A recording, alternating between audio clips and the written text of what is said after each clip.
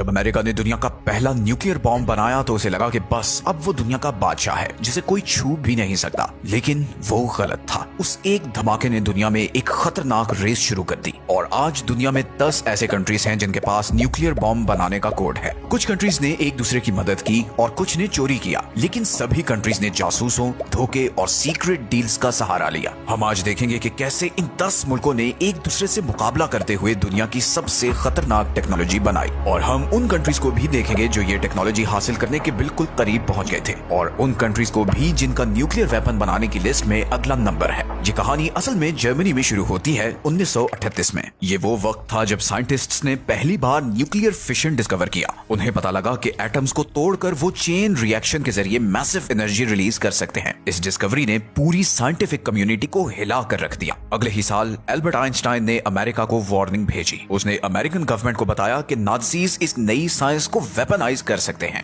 इस वार्निंग की वजह से हिस्ट्री के सबसे महंगे और सीक्रेटिव साइंस एक्सपेरिमेंट का आगाज किया गया। अमेरिका ने मैनहट्टन प्रोजेक्ट लॉन्च किया। ये एक मैसिव ऑपरेशन था जिसमें अमेरिका, यूके और कनाडा के साइंटिस्ट शामिल थे। उन्होंने अपनी पूरी जीडीपी का तकरीबन 1% इस एक गोल पर खर्च कर दिया। वो जानते थे कि उनके मुकाबले में जर्मन्स हैं जो इस प्रोग्राम पर ऑलरेडी काम कर रहे हैं, लेकिन जर्मन्स को बहुत कम कामयाबी मिल रही थी। जर्मनी ने मई 1945 में सरेंडर कर दिया और तब तक उसने न्यूक्लियर बॉम्ब तैयार नहीं किया था। लेकिन फिर जुलाई 1945 में दुनिया हमेशा के लिए बदल गई। American president Harry Trueman, Joseph Stalin और विंस्टन चर्चिल पोट्सडैम कॉन्फ्रेंस में वर्ल्ड वॉर 2 के बाद की दुनिया का डिजाइन डिस्कस कर रहे थे। उसी मीटिंग में हैरी ट्रूमैन को एक सीक्रेट मैसेज मिला कि न्यू मैक्सिको में ट्रिनिटी टेस्ट कामयाब हो गया है। अमेरिका अब न्यूक्लियर पावर बन चुका था। प्रेसिडेंट ट्रूमैन ने स्टालिन को बताया कि अब अमेरिका के पास न्यूक्लियर बॉम्ब आ गया है। वो एक्सपेक्ट कर रहे थे कि स्टालिन हैरान होंगे, लेकिन स्टालिन ने सिर्फ सर हिलाया और कहा कि उन्हें उम्मीद है कि अमेरिका इसे जापान के खिलाफ अच्छी तरह यूज करेगा। ट्रूमैन नहीं जानते थे कि स्टालिन को पहले ही इस बात का पता था। सोवियत यूनियन के जासूस मैनहट्टन प्रोजेक्ट के अंदर तक घुसे हुए थे। इंटरनली स्टालिन गुस्से में थे कि अमेरिका ने उनसे पहले बॉम्ब बना लिया है। अगस्त में अमेरिका ने जापान पर 2 न्यूक्लियर बॉम्ब्स गिराए और सेकेंड वर्ल्ड वॉर खत्म कर दी।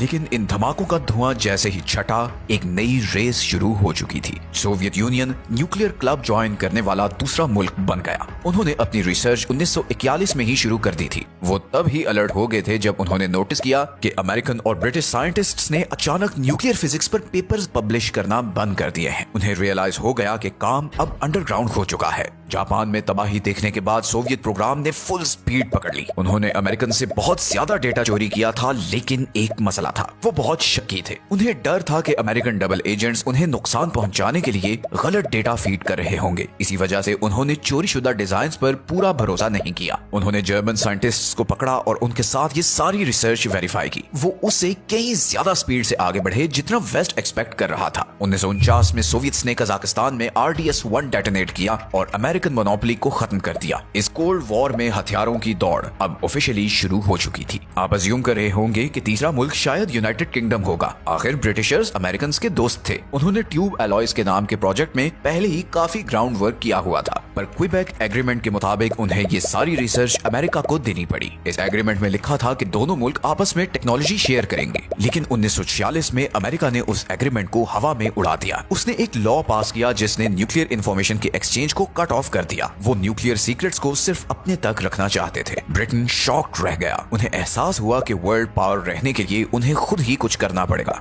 उनके पास अभी भी दुनिया की सबसे ज्यादा यूरेनियम सप्लाई थी और साथ में नॉलेज भी थी। उन्होंने बहुत तेज काम किया। 1952 में यूके ने ऑस्ट्रेलिया के साहिल पर अपना पहला बॉम्ब डेटोनेट किया, जिसे ऑपरेशन हरिकेन का नाम दिया गया, और इस तरह ब्रिटेन भी न्यूक्लियर कंट्री बन गया। लेकिन अब गेम बदल रही थी। जो बॉम्ब्स जापान पर गिराए गए थे वो फिजन बॉम्ब्स थे। अब 1950s में साइंटिस्ट्स किसी ऐसी चीज पर काम कर रहे थे जो इससे कहीं ज्यादा खतरनाक थी। वो थर्मो न्यूक्लियर वेपन्स बना रहे थे, जिन्हें हाइड्रोजन बॉम्ब्स भी कहते हैं। एटम्स को तोड़ने के बजाय ये बॉम्ब्स उन्हें आपस में फ्यूज करके बनाए जाते थे। ये बॉम्ब हिरोशिमा पर गिराए गए बॉम्ब से सैकड़ों गुना ज्यादा ताकतवर थे। ओपेनहाइमर जैसे साइंटिस्ट्स ने गवर्नमेंट को रिक्वेस्ट की कि इन्हें मत बनाओ। उन्होंने वार्न किया कि ये इंसानियत को तबाही की तरफ ले जाएगी, लेकिन प्रेसिडेंट ट्रूमैन ने उन्हें इग्नोर कर दिया। 1952 में अमेरिका ने आईवी माइक टेस्ट किया। किया। ये पहला हाइड्रोजन बॉम्ब था। सोवियत ने 1955 में और ब्रिटिश ने 1957 में हाइड्रोजन बॉम्ब टेस्ट कर लिया। इंसानों का डिस्ट्रक्शन पोटेंशियल अब 1000 गुना बढ़ चुका था। न्यूक्लियर बॉम्ब बनाने वाला चौथा कंट्री फ्रांस था। फ्रांस स्विस क्राइसिस के दौरान बहुत शर्मिंदा हुआ था और उसे लगा कि सुपर पावर्स उसे दबा रहे हैं। उसने फैसला किया कि उसे अपना खुद का डिफेंस चाहिए ताकि उसे एक यूरोपियन सुपर पावर माना जाए। अमेरिका फ्रांस के न्यूक्स रखने के सख्त खिलाफ था। उसने बहुत डिस्करेज करने की कोशिश की, लेकिन प्रेसिडेंट चार्ल्स डी गॉल डटे हुए थे। उन्होंने ये कहा कि न्यूक्लियर वेपन्स फ्रेंच सॉवरेनिटी के लिए बहुत जरूरी हैं। फ्रांस ने अफ्रीका में अपनी कॉलोनीज जैसे मेडागास्कर और गैबोन से यूरेनियम सोर्स मंगवाना शुरू किया। फ्रांस अभी भी वर्ल्ड वॉर 2 की तबाही से रिकवर कर रहा था, लेकिन उसके साइंटिस्ट्स ने बहुत मेहनत की। 1960 में फ्रांस अल्जीरिया के सहारा डेजर्ट में गया और उसने वहां अपना पहला न्यूक्लियर बॉम्ब डेटोनेट किया, जिसे जय बॉयज ब्लू कहा गया। इस धमाके ने वॉशिंगटन और पूरी दुनिया को एक मैसेज दिया कि फ्रांस को अब प्रोटेक्शन के लिए अमेरिकन मिलिट्री की जरूरत नहीं है। पांचवा मुल्क चाइना था।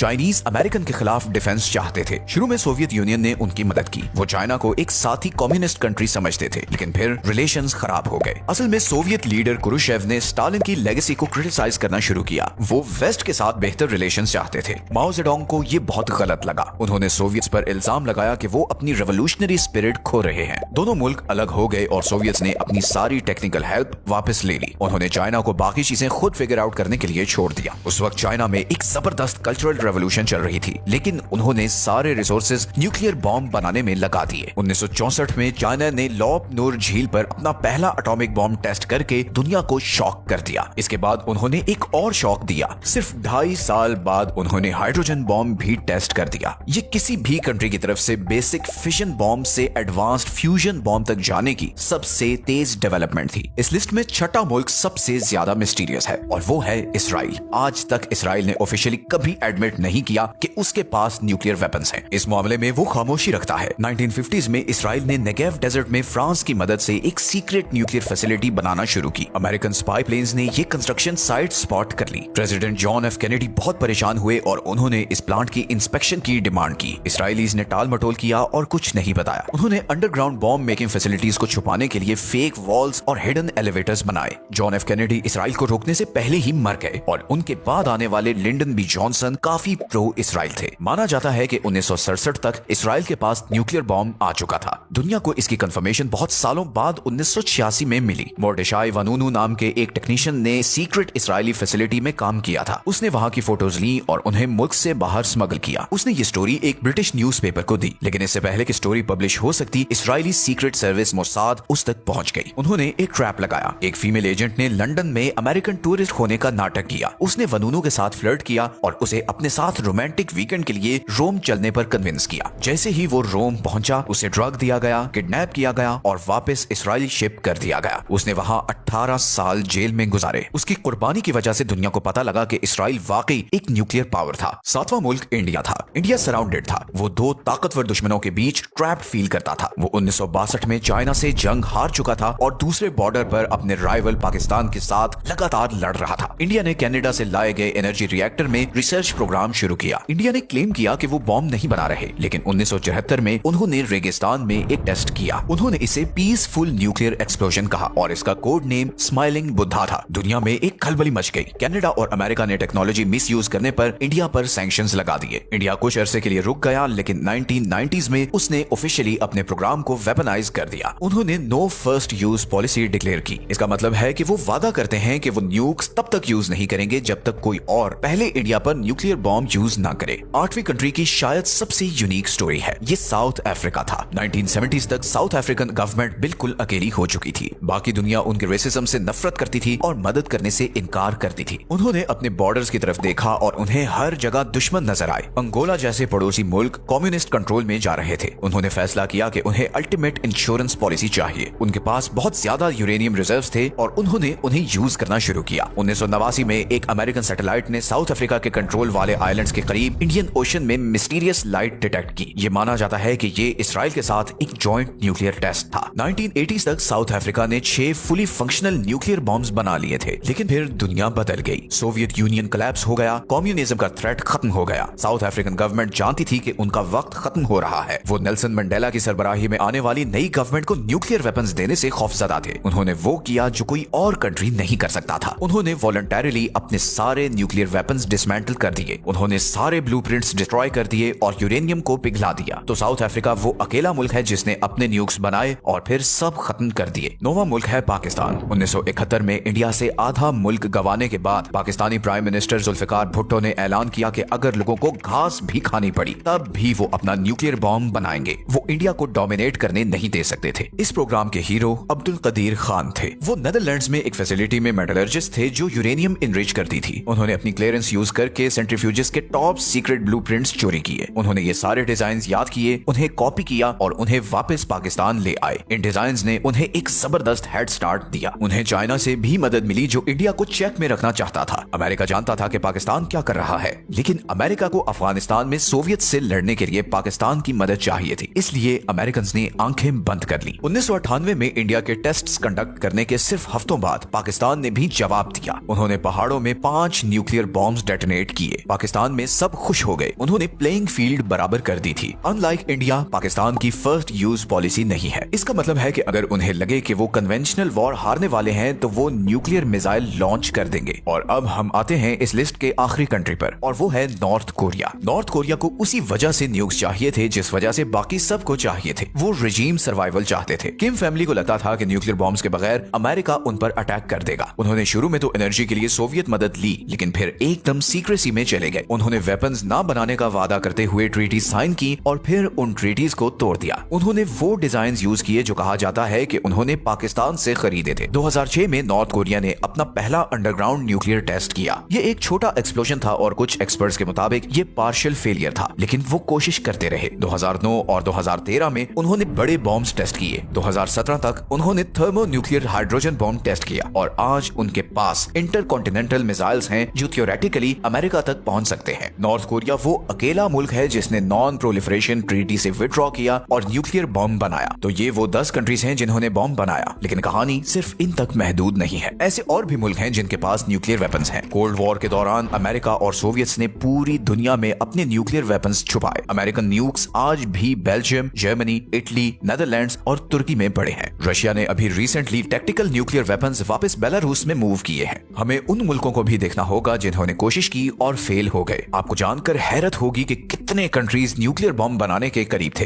अर्जेंटीना और ब्राजील के पास मिलिट्री प्रोग्राम्स थे जो उन्होंने अबैंडन कर दिए। स्वीडन और स्विट्जरलैंड ने भी इस पर गौर किया था, लेकिन सबसे वोलेटाइल रीजन हमेशा से मिडिल ईस्ट रहा है। इराक के पास सद्दाम हुसैन के दौर में अपना न्यूक्लियर प्रोग्राम था। 1981 में इसराइल ने ऑपरेशन ओपरा लॉन्च किया और इराकी रिएक्टर पर एयर स्ट्राइक्स करके उसे तबाह कर दिया। 2007 में इसराइल ने यह दोबारा किया। उन्होंने सीरिया में एक सीक्रेट फैसिलिटी पर बॉम्ब गिराया जो नॉर्थ कोरिया की मदद से बनाई जा रही थी। इसराइल के लिए अब मसला ईरान है। ईरान सालों से यूरेनियम इनरिच कर रहा है। इसराइल और वेस्ट ने ईरान के न्यूक्लियर प्रोग्राम को टारगेट करके पीछे धकेल दिया है। एक और मुल्क है जिसे अक्सर नजरअंदाज किया जाता है और वो है जापान, जिसे एक्सपर्ट्स थ्रेशहोल्ड स्टेट कहते हैं। जापान के पास एडवांस्ड रॉकेट टेक्नोलॉजी और प्लूटोनियम के बड़े रिजर्व्स हैं। एक्सपर्ट्स मानते हैं कि अगर जापान चाहे तो वो महीनों में न्यूक्लियर वेपन्स बना सकता है। फिलहाल उनका पैसिफिस्ट कॉन्स्टिट्यूशन इसे रोकता है, लेकिन अगर एशिया में जियोपॉलिटिकल सिचुएशन बदलती है तो जापान कभी भी ट्रीटी तोड़ सकता है। और आखिर में हम उस चीज को नहीं भूल सकते जो समुद्रों की तह में है। ट्रीटीज और इंस्पेक्शन जमीन पर फोकस करती हैं, लेकिन न्यूक्लियर कंट्रीज की असल ताकत समुद्र की गहराई में है। America, Russia, UK, China, France और इंडिया सब न्यूक्लियर आर्म्ड सबमरीन्स ऑपरेट करते हैं। ये सबमरीन्स महीनों तक पानी के अंदर रह सकती हैं और इन्हें ट्रैक करना नामुमकिन है। ये इंश्योर करती हैं कि अगर मुल्क मैप से मिट भी जाए तो उनकी सबमरीन्स दुनिया में कहीं से भी रिटेलिएटरी स्ट्राइक्स लॉन्च कर सकती हैं। ये म्यूचुअली अश्योर्ड डिस्ट्रक्शन का कॉन्सेप्ट है। ये वही डेंजरस लॉजिक है जिसने 80 सालों से अमन कायम रखा हुआ है। ये टेक्नोलॉजी जो जर्मनी में एक लेबोरेटरी में शुरू हुई थी अब मैप के हर कोने में फैल चुकी है। हमने न्यूक्लियर क्लब को सिर्फ एक मेंबर से ग्रो होकर 10 तक जाते देखा है। ये टेक्नोलॉजी तो पुरानी है, लेकिन इसके ब्लूप्रिंट्स हर तरफ मौजूद हैं। अगले मुल्क को रोकने वाली वाहिद चीज पॉलिटिक्स है, साइंस नहीं। और अब सबसे खतरनाक सवाल ये है कि न्यूक्लियर बॉम्ब बनाने वाला वो 11वां कंट्री कौन होगा।